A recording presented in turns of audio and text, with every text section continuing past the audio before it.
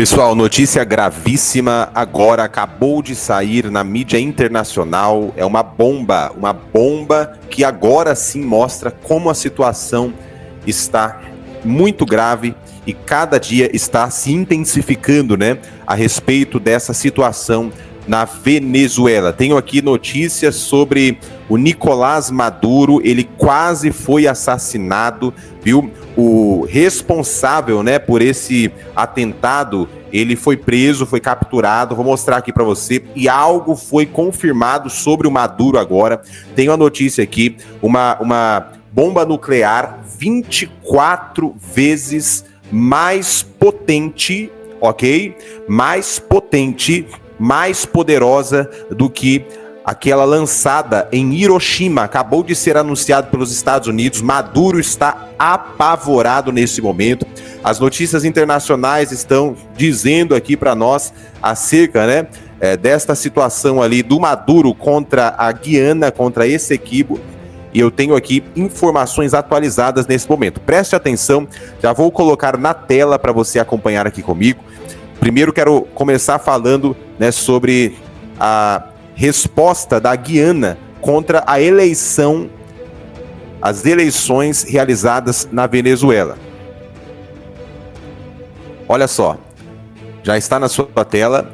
Esta primeira notícia aqui está dizendo que a Guiana chama eleição para Essequibo de fracasso e denuncia fake news de vice de Maduro. Olha aí. O vice-presidente da Guiana, o Bahar Jagdeu, classificou como grande fracasso as eleições venezuelanas para o governo de Essequibo. A área sob domínio guianense foi reivindicada há mais de 120 anos pela Venezuela, representa 74% do país. Aqui está falando que nesse último domingo, 25, em eleição proibida pela Corte Internacional de Justiça, o Neil Villamizar, ele venceu ali com 97,40% dos votos, porém tiveram ali 68,42% de abstenção. Então, o governo da Guiana está falando que foi um fracasso, né? Um fracasso atribuído ao fato de que as eleições foram realizadas exclusivamente na Venezuela e, segundo o vice-presidente, nenhum guianense cruzou a fronteira para votar no país vizinho. Então, o que o Maduro queria é que o pessoal lá da Guiana, né, votasse, mas, de acordo com informações do governo da Guiana, ninguém votou. E teve uma fake news aí do vice-presidente da Venezuela, da ditadura de Maduro, na verdade, falando que vídeos foram confirmados de guianenses entrando em um barco para atravessar a fronteira e votar na Venezuela. Mas isso foi desmentido pelo governo da Guiana, é uma fake news, né? O Maduro e o seu governo ali tentaram trazer essa história à tona, né, inventando essa história para mostrar que o povo da Guiana também está querendo que o Maduro domine esse equipe, para tentar ganhar apoio, mas foi desmentido. Então você vê que tem muitas coisas erradas aí no meio desse processo, né? E diante disso, gente, os Estados Unidos está mostrando, neste momento, respostas esmagadoras. Tem aqui, ó, a notícia de que os Estados Unidos anunciaram uma bomba nuclear 24 vezes mais poderosa que a lançada em Hiroshima. O Maduro está percebendo isso, o Maduro está percebendo o avanço militar, o avanço bélico dos Estados Unidos diante dessas provocações que o Maduro tem feito aí à Guiana e aos Estados Unidos, né? Os Estados Unidos anunciaram este mês que a produção em massa da B nuclear, a B61-13, B6113, uma modificação da bomba termonuclear B61 original, começará em julho, com conclusão prevista para 2027. Aqui está falando que a Administração Nacional de Segurança Nuclear também anunciou a produção de sua primeira unidade chamando seu desenvolvimento de uma prova de engenhosidade de nossos cientistas e engenheiros e da urgência que enfrentamos em fortalecer a dissuasão em uma nova era volátil. Olha só, então os Estados Unidos está falando nesse momento que existe uma urgência de fortalecer, né, aí os seus armamentos militares, inclusive a questão nuclear, né, diante dessa situação da Venezuela. O Maduro está vendo esse avanço dos Estados Unidos agora anunciando esse terrível armamento nuclear, né, que traz um desespero aí para o Maduro, sabendo que se o Maduro realmente prosseguir com todos esses planos, aí o bicho vai pegar para o lado dele, porque os Estados Unidos está reforçando seus armamentos e produzindo aí um armamento nuclear 24 vezes mais poderoso que o de Hiroshima.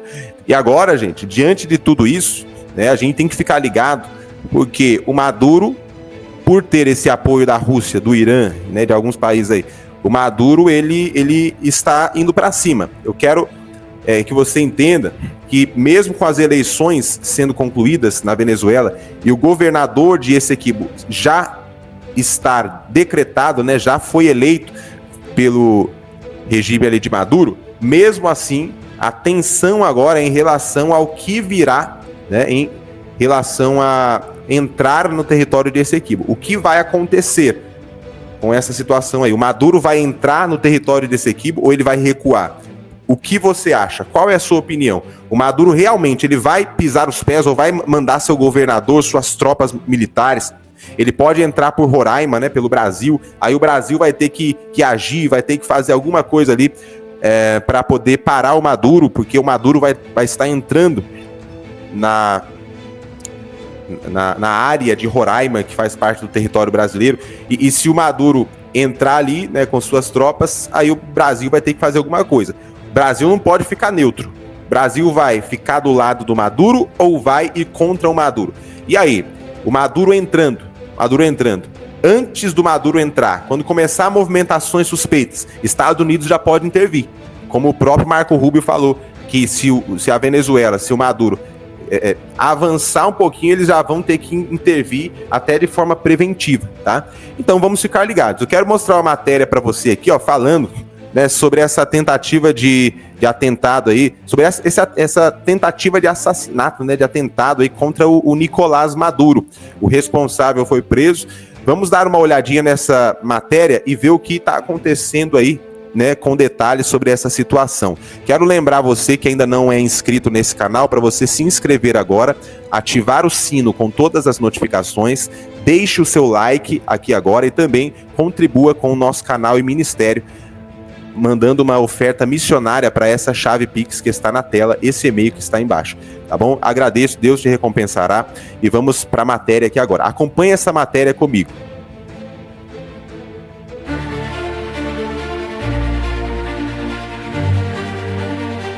Meus amigos, estava muito esquisito. Nicolás Maduro, com poucas capacidades militares, enfrentar vários países em várias frentes diferentes, principalmente os Estados Unidos, o Brasil e a Colômbia. E agora fica evidente quando saiu uma notícia gravíssima de que Nicolás Maduro prendeu o importante coronel russo dentro da Venezuela, azedando a parceria com Vladimir Putin e ficando evidente que a Rússia é quem controla o regime da Venezuela. A fonte dessa matéria vai ficar fixada no primeiro comentário acima. Na semana anterior, comentei no nosso grupo do WhatsApp sobre a situação da Venezuela, envolvendo principalmente Vladimir Putin e a sua grande influência dentro da Venezuela, e até mesmo classificando Nicolás Maduro como um mero fantoche de Putin aqui na América Latina. Se quiser participar do nosso grupo do WhatsApp, o link vou deixar também fixado nos comentários. Volta no assunto. A prisão do coronel russo Roman Frolenko por agentes da Direção-Geral de Contra-Inteligência Militar da Venezuela, DGCIM, em 15 de maio de 2025, revelou não apenas os bastidores sombrios da política interna venezuelana, mas também uma crescente disputa de poder entre diferentes núcleos da influência russa em território sul-americano. Frolenko, que atuava como presidente da Câmara de Comércio Russo-Venezuelana, vinha se aproximando de setores militares e paramilitares do regime de Nicolás Maduro, cultivando relações com o temido coletivo La Piedrita, organização armada com base na paróquia 23 de Janeiro, em Caracas. Sua prisão aconteceu uma semana após participar da inauguração de um monumento ao soldado desconhecido, ao lado de líderes chavistas, militantes armados e influenciadores digitais ligados ao governo bolivariano. O evento, realizado em 8 de maio, foi marcado por declarações inflamadas do coronel russo, que exaltou o legado do Exército Vermelho e declarou seguir o caminho do presidente Vladimir Putin para garantir uma aliança duradoura entre Rússia e Venezuela. No entanto, o que parecia ser uma homenagem pública acabou se tornando o estopim de uma crise diplomática. Nenhum representante da embaixada russa compareceu ao ato e a ausência foi estratégica. O embaixador Sergei Melik Bagdasarov já desconfiava das atividades de Frolenko, que vinha usando o nome da diplomacia russa para obter influência em áreas sensíveis, interagindo com empresários, militares e estruturas do Estado venezuelano, sem qualquer autorização oficial de Moscou. Fontes próximas à embaixada acusam o coronel de falsificar credenciais, usar títulos inexistentes como embaixador e aplicar golpes disfarçados de parcerias comerciais com promessas de investimentos russos. Diante disso, a resposta foi direta. Em um ato típico dos métodos repressivos do chavismo, a DGCIM invadiu, sem mandado judicial, a residência que servia como base de operações para Frolenko e seu grupo de cossacos, localizada em San Bernardino. Todos foram detidos. A ordem partiu diretamente do alto escalão do regime e a operação ocorreu no mais absoluto sigilo. O silêncio das autoridades venezuelanas sobre o episódio só contribuiu para aumentar os rumores de que há uma guerra de influência entre o setor militar russo, ligado ao coronel, e a diplomacia oficial de Putin, representada por Melik Bagdasarov. A verdade que emerge é ainda mais grave. Maduro, que há anos sustenta seu regime com apoio político e econômico do Kremlin, agora precisa gerenciar uma ocupação de poder disfarçada de cooperação. Roman Frolenko havia se tornado uma figura de destaque nos círculos bolivarianos. Entre seus feitos, anunciou a criação da Agrologística del Caribe, uma empresa de fertilizantes com sede no estado de Anzoátegui, além de parcerias com empresas como a Anhersa Engenharia e Serviços, com projetos voltados à exportação de sílica para a Rússia. Nos dias anteriores à sua prisão, também declarou ter firmado uma aliança estratégica com a Unidade Antigangues da Polícia Nacional Bolivariana para treinamento em combate de inteligência. Sua aproximação com estruturas armadas internas e seu discurso ideológico alinhado ao chavismo o tornaram um personagem incômodo, tanto para Caracas quanto para Moscou. A acusação informal que circula nos bastidores é de que Frolenko montou uma estrutura paralela que ameaçava a autoridade da embaixada russa. Ao ser eliminado dessa equação, o regime venezuelano tenta retomar o controle e mostrar submissão ao Kremlin, que, por sua vez, demonstra que quem manda no tabuleiro é Putin. A tensão entre Rússia e Venezuela ocorre em um momento crítico para a região. No último domingo, 25 de maio, foram realizadas as eleições presidenciais na Venezuela. Em um clima de forte repressão à oposição, denúncias de censura, perseguições e manipulação institucional. Enquanto o mundo questiona a legitimidade do pleito, Maduro parece decidido a fortalecer sua posição por meio de manobras militares e geopolíticas arriscadas. Um dos movimentos mais agressivos é sua reivindicação territorial sobre a região de Essequibo, que atualmente pertence à Guiana, mas que é considerada por Maduro como território histórico venezuelano. A semelhança com a retórica utilizada por Vladimir Putin para justificar a anexação da Crimeia e a invasão de regiões do leste da Ucrânia é evidente. A Venezuela de Maduro está adotando a mesma cartilha. Nacionalismo exacerbado, discurso de recuperação territorial e apoio armado de milícias para dar base a uma eventual incursão. Essequibo é uma das áreas mais cobiçadas do continente por causa de suas imensas reservas de petróleo e gás. A movimentação venezuelana na região, incluindo a presença militar e a realização de referendos internos para reivindicar o território, vem sendo acompanhada com preocupação por vizinhos como o Brasil.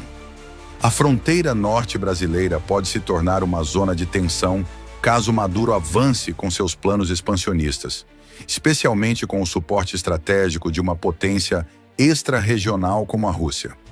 Tudo isso acontece enquanto os Estados Unidos, sob o governo de Donald Trump, avaliam um cenário com cautela. A América do Sul pode se transformar em novo campo de manobras para o Kremlin, com a Venezuela atuando como satélite geopolítico. A análise dos eventos aponta para um redesenho silencioso das influências internacionais na América Latina. Maduro não age mais como um governante com autonomia plena. Sua aliança cega com Moscou já comprometeu sua soberania. E a prisão do coronel russo demonstra que nem mesmo os aliados mais próximos estão imunes à máquina de controle do Kremlin. A tentativa de anexar Essequibo, paralela às ações de influência russa dentro das instituições venezuelanas, mostra que Putin pode estar instrumentalizando o chavismo como ferramenta para ampliar sua presença em regiões ricas em recursos naturais, em um esforço contínuo para enfrentar o Ocidente por meio de frentes secundárias. A Venezuela, ao que tudo indica, já ultrapassou o ponto em que poderia reivindicar sua independência política. O país é cada vez mais um laboratório russo de guerra híbrida, expansão estratégica e repressão institucional. Nicolás Maduro, por mais que tente parecer forte, se revela cada vez mais como um ditador fantoche em uma estrutura maior, movida por interesses que vêm de fora do continente. A crise humanitária, os riscos militares e a tensão nas fronteiras são apenas sintomas visíveis de uma operação muito mais profunda e complexa. Se nada for feito, o continente sul-americano poderá se ver à mercê de disputas geopolíticas que colocam em xeque sua estabilidade, sua paz e sua soberania. Se gostou desse conteúdo, compartilhe com seus amigos.